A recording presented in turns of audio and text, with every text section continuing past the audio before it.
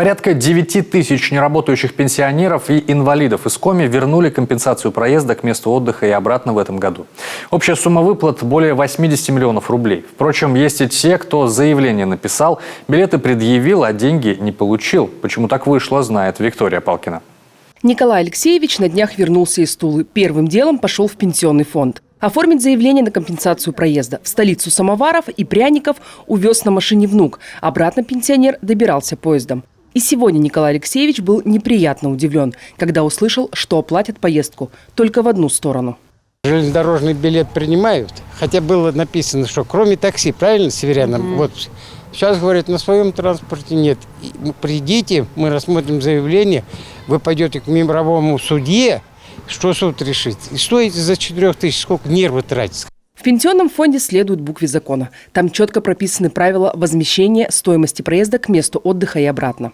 Поезд, самолет, речной транспорт, автобус. Личного транспорта в списке нет. Есть и другие причины, по которым пенсионерам могут отказать в оплате. Отсутствие реквизитов обязательных в соответствии с правилами в проездном билете.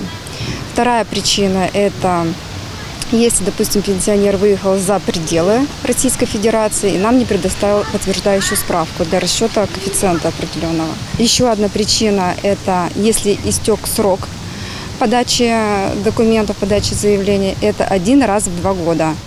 Все чаще наши активные пенсионеры покупают путевки в турагентствах. Здесь-то и допускают те самые ошибки, по которым в пенсионном фонде могут отказать в оплате проезда. Впрочем, каждый год сотни пенсионеров республики через суд отстаивают свое право. Мировыми судьями в Республике Коми в прошлом году рассмотрено 741 дело о взыскании компенсации стоимости проезда неработающим пенсионерам. Удовлетворено 593 иска.